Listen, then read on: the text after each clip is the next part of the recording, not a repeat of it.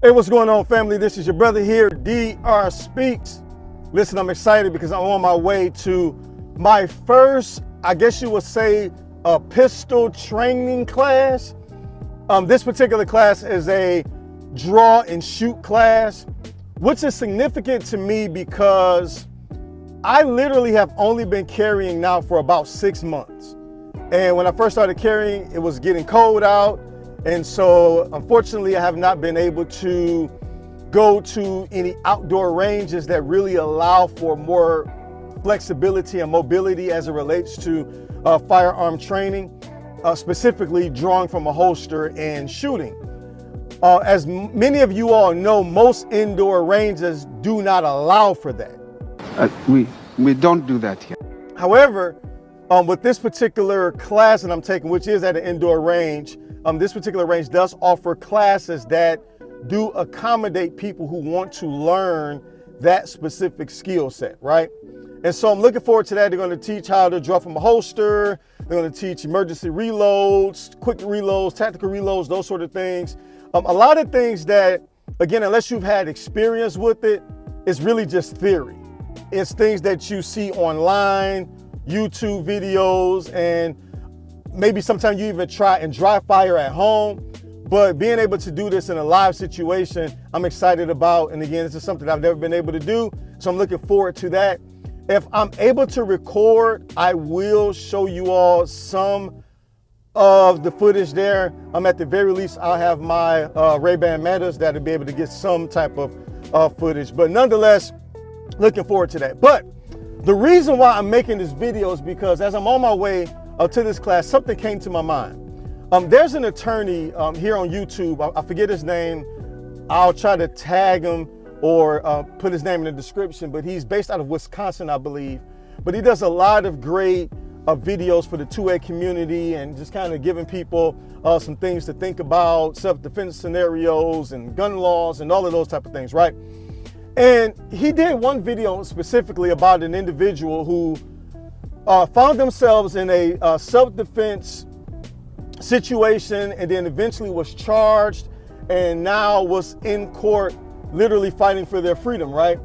And one of the things that was brought up in this individual's trial was some of the, for example, modifications that they made to their firearm. And when I say modifications, I'm saying that loosely because it really wasn't modifications, but like adding a red dot or having a light on your firearm. And of course, those of us who are concealed carriers and know anything about firearms know why those type of things are necessary.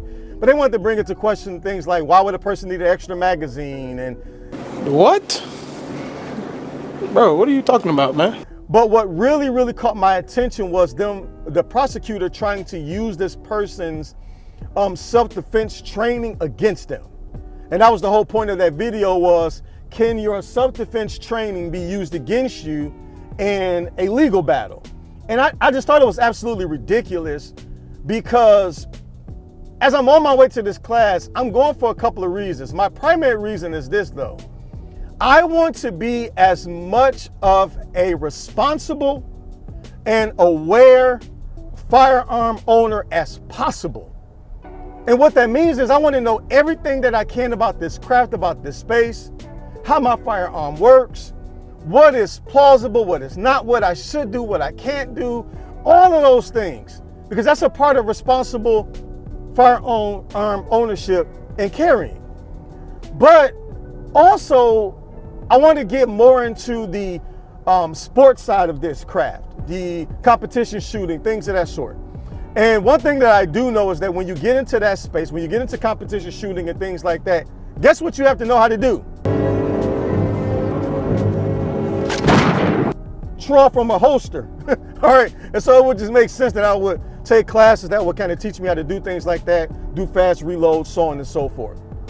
But let's just say, for sake of argument, that I did find myself in a self-defense situation.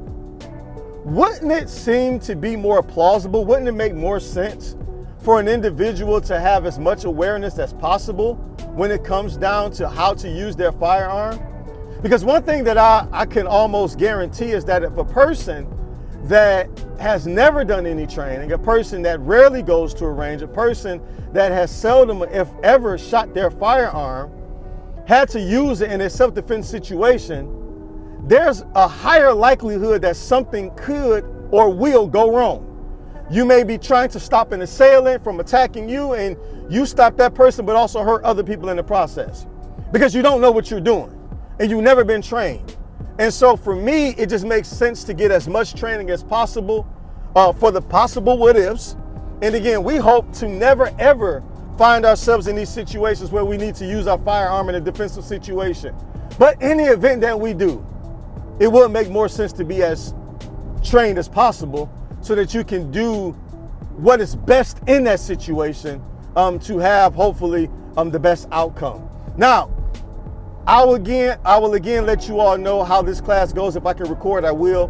If not, again, I'll maybe just do a separate video. But I'm looking forward to this. I'm looking forward to growing in this space. Again, I want to be the best that I can be. I want to learn as much as I can. Always be learning is just a mantra that I live by. And I believe that it's something that can help me in this space. But you all let me know what you think. Have you all heard anything about what I just stated? Does it matter? What's your thoughts on it? What's your opinions? And also, if you got something out of this video, please do me a favor, like, comment, share, and also subscribe. Again, I'm trying to grow over here, and I believe you all can help me do just that. But until we meet again, hopefully you all have a good one. Be blessed. D.R. Speaks.